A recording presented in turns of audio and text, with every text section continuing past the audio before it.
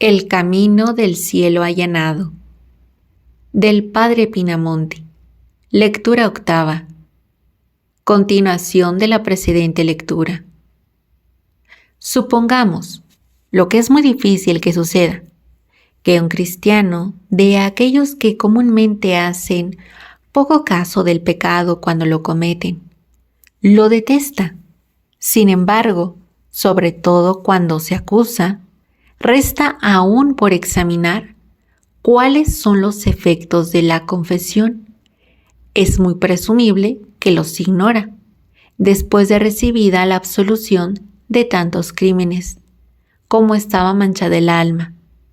Se cree más blanco que la nieve, según la expresión del salmista. Y en este momento se contempla como si jamás hubiese pecado. Sin embargo, así como el bautismo, purificándonos del pecado original, no nos quita sus consecuencias, del mismo modo la penitencia, lavándonos de nuestros pecados, no nos quita ordinariamente todos sus efectos. No borra toda la pena debida a nuestras infidelidades, no destruye toda la fuerza de nuestros malos hábitos, si bien es verdad que la disminuye. Esto es lo que vamos a explicar. Primero, después del perdón de la pena eterna, de que nos libra la misericordia del Señor en el tribunal de la penitencia, aún queda la obligación de satisfacer a su justicia, o en esta vida mediante obras de mortificación, o bien en la otra por medio del fuego del purgatorio. Esto nos dice el santo Job con estas palabras: temblaba, Señor, en cada acción que hacía, sabiendo que no perdonáis al que peca. Pero supongamos que se confiesa del modo que espera, y que tal vez haga una buena confesión. ¿Y cuál será la satisfacción? ¿Cuál será la penitencia? No se habla aquí de la penitencia impuesta por el sacerdote. Hablo de aquella que pedirá la justicia divina. Esta penitencia tal vez será alguna enfermedad habitual, alguna humillación muy grande e imprevista, la pérdida de los bienes, la división de una familia, la muerte de las personas más queridas. Cuando Dios hubo perdonado a David su adulterio y su homicidio, afligió al rey penitente por el lado más sensible. La muerte le arrebató su hijo. Absalón se revolucionó contra él. Sus vasallos le insultaron, le ultrajaron y le persiguieron. No hay que dudarlo.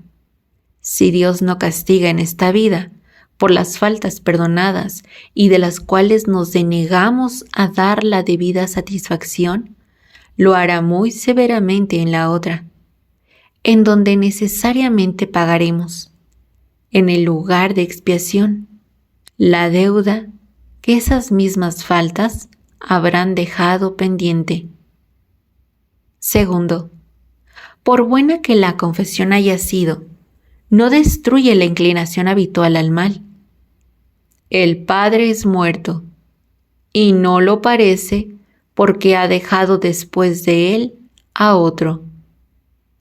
El pecado es muerto por la contrición, y no lo parece, porque ha dejado después de él una inclinación que se le parece. De muchos pecados reiterados se forma la mala costumbre que sobrevive al pecado.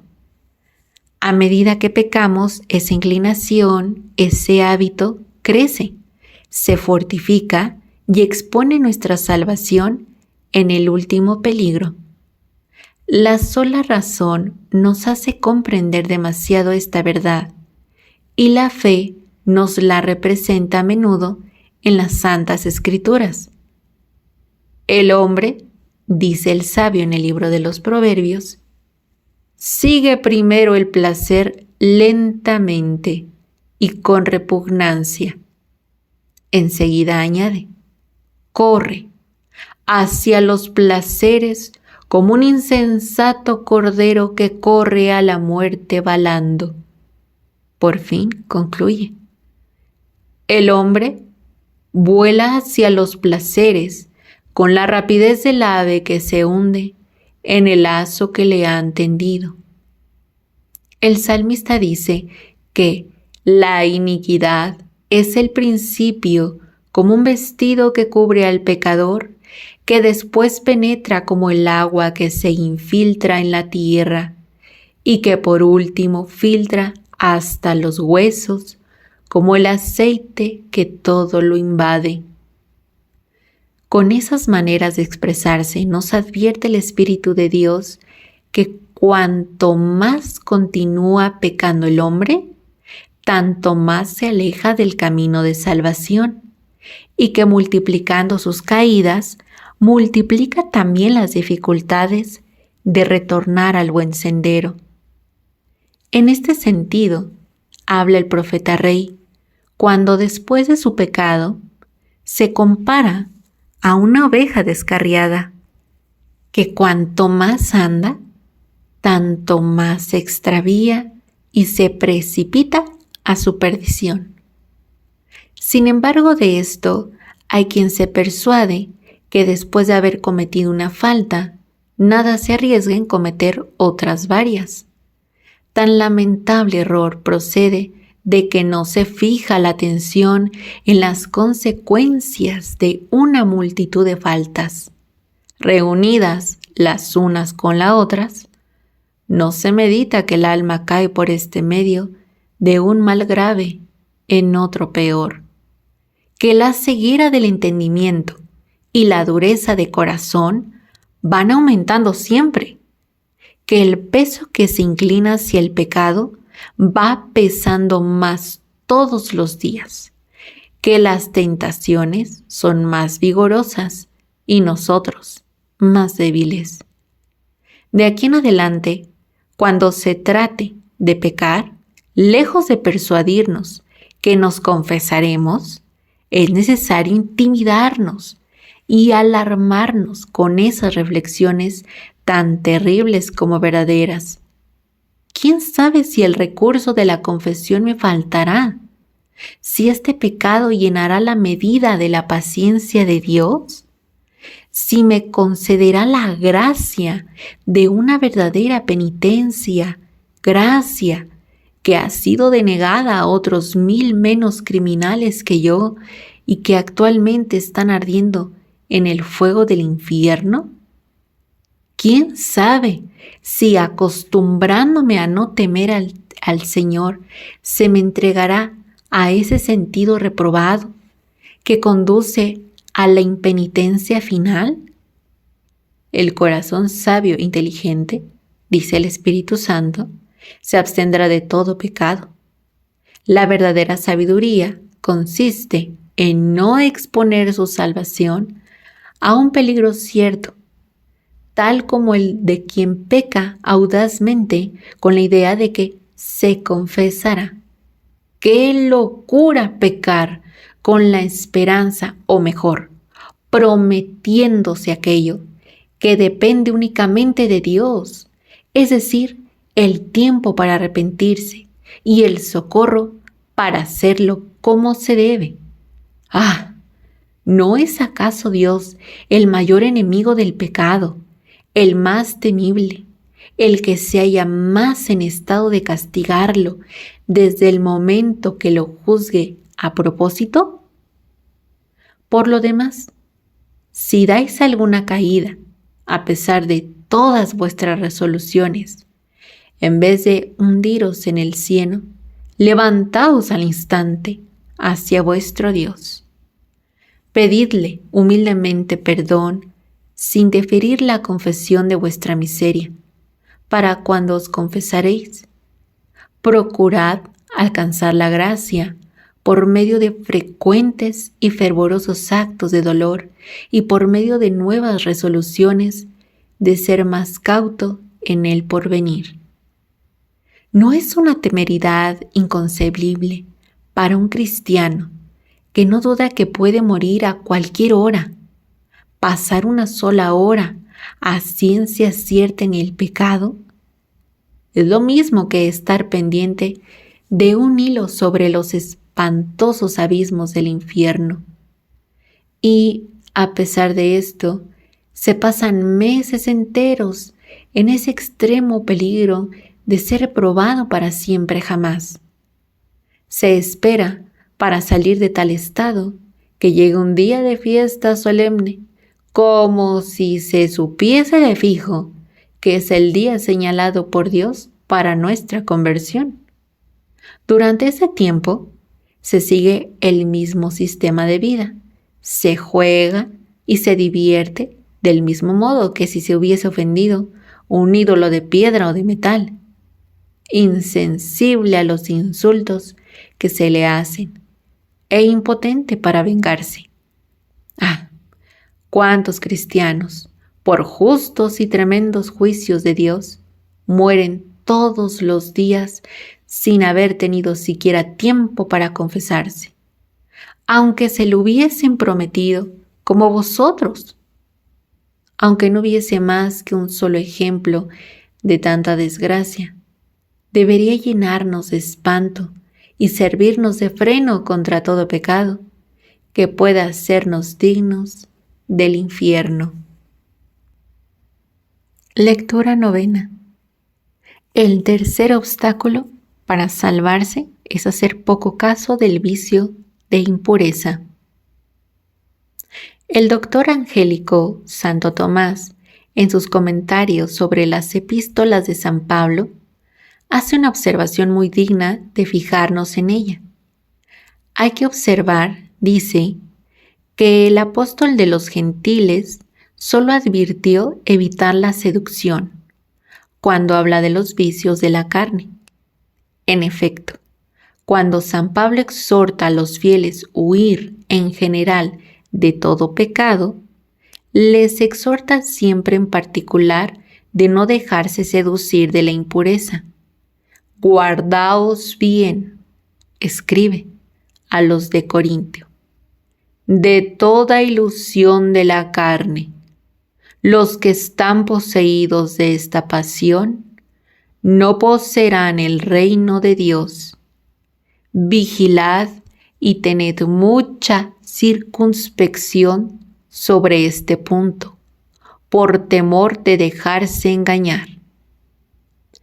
Insiste en su epístola a los Gálatas acerca de la misma advertencia, o más bien, sobre la misma precaución. No os engañéis, les dice. El hombre solo recogerá aquello que habrá sembrado, y el que sembrare en su carne, recogerá de la carne la corrupción y la muerte, y el que sembrare en el Espíritu, recogerá del Espíritu la vida eterna. Aún advierte de un modo más explícito a los de Efeso de estar muy prevenidos contra todo lo que puede relacionarse con ese mismo vicio. Que no se hable siquiera entre vosotros, ni de fornicación, ni de ninguna clase de impureza. Que no se oigan ni palabras indecentes, ni locuras, ni bufonadas. Enseguida les recomienda que procuren comprender lo que les escribe, que lo mediten y penetren todo su sentido, porque teme que no se equivoquen sobre un punto tan importante. A propósito de tan delicadas y reiteradas precauciones, hace Santo Tomás su instructiva observación. Hay que notar que el apóstol no advierte evitar la seducción, sino cuando habla de los vicios de la carne. Y ese santo doctor dice la razón por qué el apóstol se expresaba de esta manera. Los hombres, desde el principio, dice, a fin de gozar con entera libertad de sus pasiones, procuraron inventar pretextos para creer que la fornicación ni cualquier otra impureza no era pecado. Es verdad que hoy día, gracias a la luz del Evangelio, que se nos manifiesta de todos modos, no se advierte siquiera un error tan grosero como aquel tiempo de corrupción y de tinieblas. No es posible que a nadie se le ocurra, si no es un insensato, pretender que la impureza no es pecado. Pero, ¿qué se hace cuando domina este vicio? ¿Se procura atenuar por lo menos su enormidad? Se conviene en que las faltas de esta clase constituyen en pecado al que las comete, pero que estos pecados no son muy graves, no son pecados que merezcan una pena eterna, no son de aquellos a los cuales la bondad de Dios rehúsa el perdón. Son debilidades, miserias humanas, fragilidades que más bien se escapan al hombre que no buscadas con estudiada malicia. Sobre tales principios descansa la indiferencia con que es mirado este crimen, el más vergonzoso en el fondo, el más pernicioso para el alma cristiana, el menos digno de perdón con estas circunstancias y el menos perdonado en el tribunal del soberano juez de nuestras acciones. Lectura 10. Es muy perjudicial para la salvación hacer poco caso del vicio de impureza. Sin extralimitarnos en ese punto de moral, no se puede dejar de convenir que a un hombre voluptuoso, aunque se haya exento de todo otro vicio, no sea por la sola razón de ser voluptuoso un gran pecador, y que no corra un manifiesto peligro de perderse eternamente. La desgraciada historia de Samsón nos suministrará las pruebas de esta verdad. Samsón, prometido a sus padres por un milagro, consagrado a Dios desde su infancia y elegido por él para ser el libertador de su pueblo, Samsón, después de haber destrozado leones, derrotado un ejército entero con la quijada del animal más despreciado, roto las ataduras con que creían haberle sujetado, se ve entregado por una mujer a los filisteos, que le arrancan los ojos y le hacen dar vueltas a la rueda de un molino, como si fuese una bestia de carga. ¿Y cuál es el fin de sus miserias? Perece bajo los escombros de una casa de la cual conmueve y derriba él mismo las columnas. Es tan extraño destino, tenéis la figura de la deplorable suerte de una infinidad de cristianos sensuales. Después de haber nacido milagrosamente por medio de las aguas del bautismo, después de haber sido elegidos por Dios para ser santos, después de varios combates y otras tantas victorias alcanzadas contra el enemigo de su salvación en el tiempo de su inocencia, se entregan a la concupiscencia de la carne. Más pérfida que Dalila, pierden su primitiva fuerza, su libertad, su gloria. Ciegos por su pasión, se rebajan hasta la condición de bestias y mueren, por fin hundidos bajo el inmenso peso de sus pecados, que en un instante les precipitan en los infiernos. Pero consideremos más en particular en la desdicha de Samsón. 3 circunstancias que nos representan toda la desgracia del voluptuoso Samsón. Preso por los filisteos, fue ante todo cargado de cadenas, enseguida le arrancaron los ojos y por fin sepultado bajo las ruinas que él mismo había causado. En primer lugar, el voluptuoso está cargado de tantas cadenas, ¿Cuántos son los pecados que tiene en su conciencia? Y por aquí llega a ser esclavo, no de algunos hombres crueles, sino del mismo demonio. Para comprender la dureza de tal esclavitud, es necesario comprender hasta dónde alcanza la fuerza de una costumbre viciosa. Cuando se dice que la costumbre es una segunda naturaleza, no se dice aún lo bastante, porque la costumbre puede vencer y cambiar la naturaleza.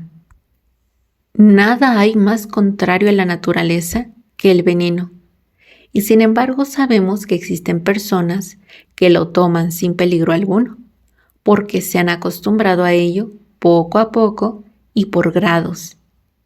Sea de esto lo que fuere, ¿quién negará el inmenso poder de una costumbre cuando, lejos de oponerse a la naturaleza, obra de concierto y se liga, digámoslo así, con ella?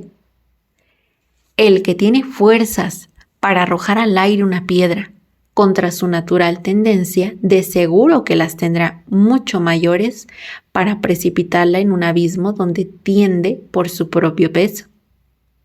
El hábito del vicio, generalmente hablando, ya muy fuerte por sí mismo, recibe nuevas fuerzas aún por la inclinación natural. ¿Qué no será, pues, la de la impureza? No es fácil expresar de qué modo tan estrecho está pegada al alma y hasta qué punto la tiraniza. Porque las dos cosas que más contribuyen a formar una violenta costumbre, a saber la naturaleza y el número de actos, se encuentran sobre todo en este vicio. Es cierto, según confiesan los mismos voluptuosos, que un solo exceso en esta materia basta ordinariamente para llevar consigo el hábito. Se diría que es como un león, después de haber gustado una vez la sangre humana, queda tan sediento que ya no se atreven a fiarse de él, por más domesticado que hubiese sido anteriormente. Pues si un pecado cometido una sola vez puede imprimirnos un hábito, ¿qué ascendiente debe de tener cuando se ha cometido con frecuencia? Ese pecado en que se recae siempre es aquel de que habla el apóstol San Pedro en su segunda epístola. Tienen los ojos llenos de adulterio y de un pecado que no cesa jamás. Es decir, que a una infancia corrompida, como desgraciadamente es muy frecuente, sucede una juventud desenfrenada. A una juventud desenfrenada, una edad madura peor aún. Y a todo esto una vejez más bien abandonada por el mismo pecado que por ella misma. La misma idea tenía sobre este punto el santo Job.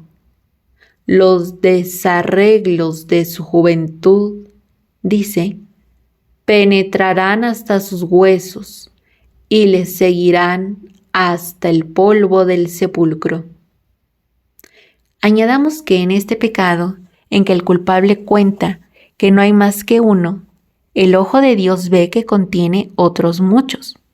Para satisfacer su pasión y para seducir su objeto, ¿cuántos pensamientos, deseos, discursos y proyectos? ¿Cuántos medios, intrigas, tentativas, solicitaciones? No, el autor de tan monstruosa reunión de crímenes no conoce el número. ¡Oh!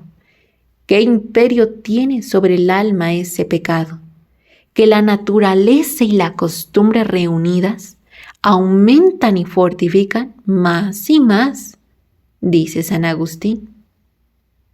Por lo demás, se pretende en vano autorizar tales excesos, llamándolos sencillamente fragilidades inseparables de la humanidad. Esta ilusión es obra de la refinada malicia del espíritu de mentira, que procura siempre apartarnos todo pensamiento, toda esperanza, hasta la posibilidad misma de una conversión a Dios por medio de la penitencia.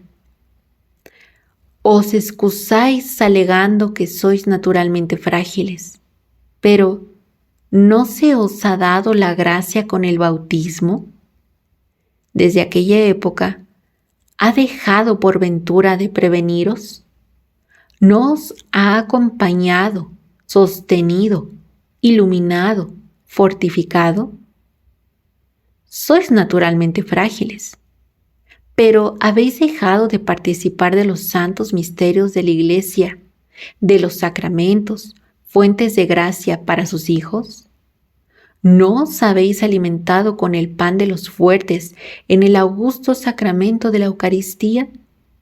¿No habíais recibido otra vez el poderoso socorro contra el mundo, contra la carne y contra el demonio?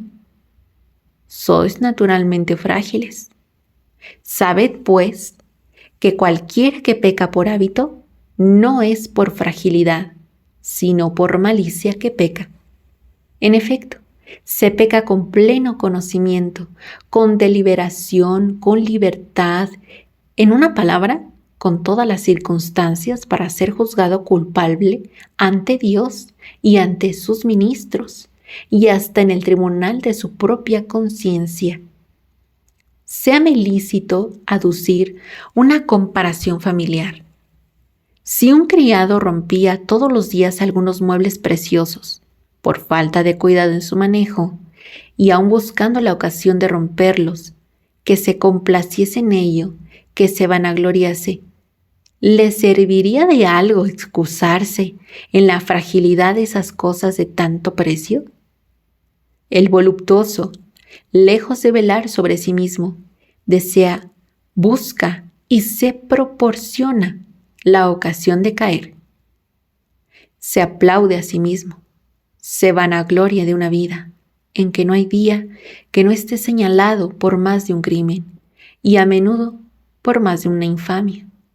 Le conviene, pues, mucho decirse a sí mismo para distraerse y a los ministros de Jesucristo para disculparse que solo cae por fragilidad. Esclavo de la impureza, que quisierais por lo menos paliar la malicia, escuchad el reproche que el Señor os dirige por uno de sus profetas y que os llenará de confusión en el inevitable día de sus venganzas. Habéis cometido una infinidad de crímenes y os habéis entregado a ellos con todas vuestras fuerzas. Pasemos a la segunda circunstancia de la desgracia de Samsón, que es que los filisteos le arrancaron los ojos. Este es el segundo grado de desdicha del impúdico. La pasión le ofusca el espíritu. Es verdad que no hay pasión alguna que no eclipse en algún modo la razón, pero la impureza tiene aún algo peor.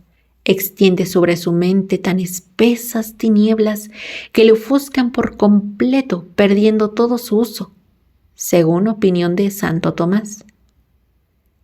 El orgullo y la avaricia, esas dos otras concupiscencias, escuchan por lo menos la voz de la razón, aunque no la sigan, pero la impureza es sorda a esta voz.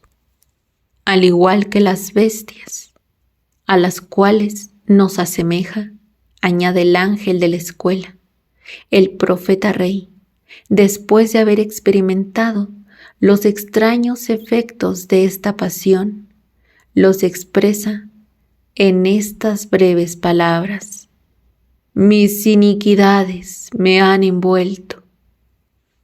Y he aquí los lazos que retienen al voluptuoso en la servidumbre. Esas iniquidades no he podido verlas. He aquí la ceguera en que cae el voluptuoso. No solamente no ve, sino que casi no puede ver, porque la luz de la razón y de la fe están como apagadas en él. Así es que vive tan tranquilo en su estado, como si no existiese para él ni el cielo para esperar, ni el infierno para temer. La impureza le ha hecho perder el buen sentido, dice el profeta Oseas. ¿Cuánto tiempo estuvo David, ese virtuoso príncipe, sin reconocerse después de haber sido adúltero? Pasó 1 año, y otros muchos hubiera estado sepultado en las tinieblas, si Dios no le hubiese abierto los ojos por el ministerio de un profeta.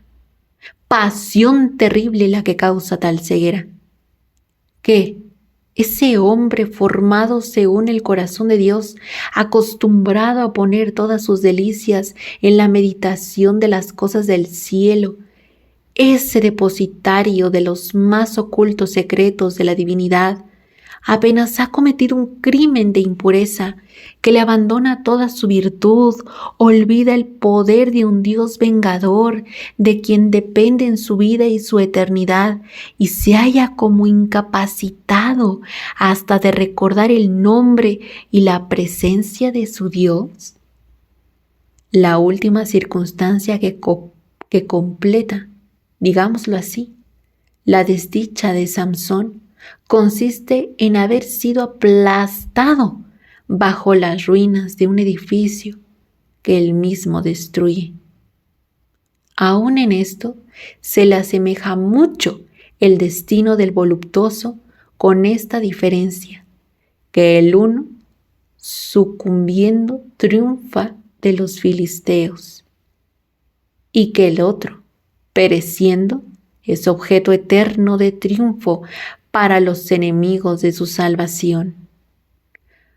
¿Por qué tan larga serie de crímenes? ¿En qué debe terminar sino a morir en pecado, a caer bajo la potestad del espíritu inmundo para servirle para siempre, jamás de trofeo, y para ser atormentado por los más acerbos tormentos? En efecto, es muy cierto que si la muerte sorprende de repente al voluptuoso, el infierno es enseguida su eterna morada. Sin embargo, sin hablar de la incertidumbre de la muerte, cosa común a todos los hombres, corre el impuro mayores improbabilidades de muerte repentina que los otros. La arriesga por su parte, porque para satisfacer su violenta pasión es capaz de exponerse a todos los peligros. La arriesga por parte de otros, porque los celos o el furor de un rival procurarán suplantarlo a expensas de su vida si es necesario. Hechos trágicos de que tenemos por desgracia demasiados ejemplos. La arriesga de parte de Dios, cuya misericordia ultrajada reclamará por fin la justicia, para castigar con muerte repentina un hombre a quien más larga vida solo serviría para multiplicar sus crímenes y sus escándalos. Gracias por haber llegado hasta el final de este capítulo. Te invito a continuar escuchando este audiolibro en el siguiente video. Recuerda compartirnos qué te ha parecido el libro en los comentarios y te invito a escucharnos ahora también en Spotify. Bendiciones en la divina voluntad.